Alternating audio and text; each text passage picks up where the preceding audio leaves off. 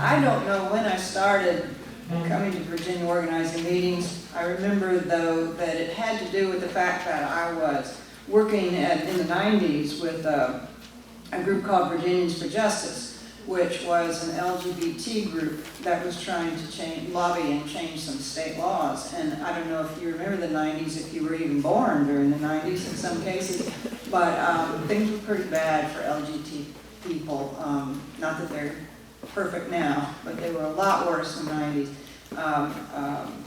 And we would lobby the state government. I went to lobby days and had to talk to them about sodomy laws. It was really hard to do. At any rate, at some point, our little group, Virginians for Justice, was invited by Joe Sakis to affiliate with Virginia Organizing. And I'd never heard of them, but it was decided that a couple of us would go to what I guess was a Grassroots gathering, or some predecessor of this organization's group, much smaller, I think. And we drove way out to Southwest Virginia somewhere, I don't remember where, and we went to this meeting, and it was really interesting, but I didn't really know what was going on. But so much like some of you may feel right now. But anyway, eventually I read the statement of beliefs, and I thought, this is fantastic. This is what I care about. This is me. This could be me. And then I thought, well, it could be me. So I began to participate, do the action alerts, and get at that time it was a print, I guess monthly print newsletter or quarterly or something like that. So I would do those sorts of things, and so eventually I got the opportunity in 1998 to go to a dismantling racism workshop. How many of you have ever been to a dismantling racism workshop? I see so much potential for people to go to their first dismantling racism workshop, and I really encourage you to do this. So I went to in July of 1998, I went to a dismantling racism workshop with Virginians for Justice, my little group I was working with then. So we sent a delegation of 2 out to Hungry Mother State Park, and I had no idea what to expect. It was a whole weekend in a 4-H center with a bunch of people I didn't know from God knows where in the state of Virginia. I'm, of course, coming from Richmond. And I had to go there and be a representative of an LGBT group. So I thought, what am I walking into? This is like where Denise Smith is from, only I didn't know Denise at that time. It was scary. So anyway, I went and I got this nice manual, which I told Joe only last week that I still had, and I'm going to donate it to the archive.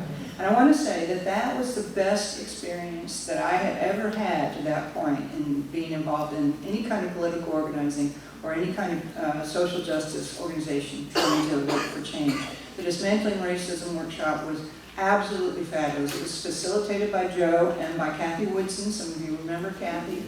And we spent the entire weekend, I think it was probably 40 or so people, maybe more than that.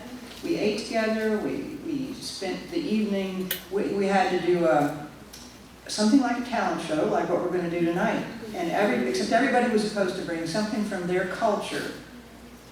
Now look at me, what do I have to bring?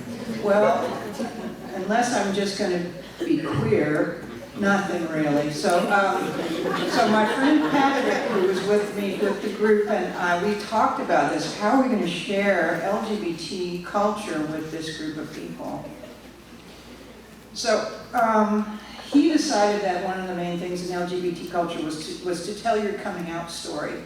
So he sat down in a circle with all these people from all over Virginia, just like these people gathered here, only about half the number. And he sat down and he said, I'm going to tell you my coming out story. So he did that. I decided to take a different route. So I taught a line dance lesson like we do at the lesbian bar in Richmond.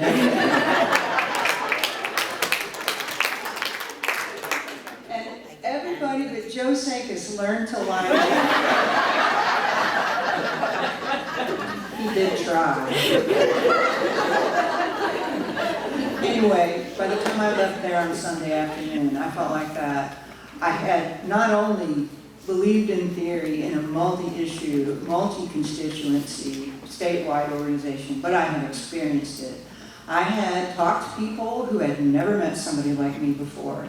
I had talked to people whose main interest was mountaintop removal. I talked to people whose main interest was dismantling racism, affordable housing, racial profiling, all kinds of things from all over the state, from every demographic group. And we had found real connection. And I was astonished. I never expected to feel that way. I expected to be the outsider, and I wasn't. Not by the end, anyway. And I'm not now, so I'm up here. But anyway, I just strongly encourage you to think deeply about this multi-issue approach. It's the most important thing we do, I think, that we help each other.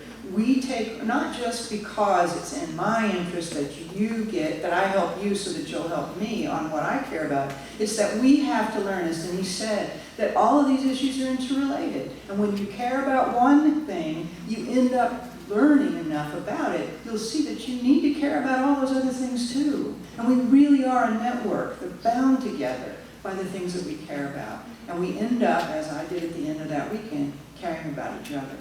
And as I felt cared for. That is what we're about. That's what makes us strong. Working on each other's behalf, seeing each other's issues as our own, knowing, in fact, what all these interconnected things are. So go to a Dismantling Racism workshop if you haven't been to one, or even if you have, you can go to more. I've been to more.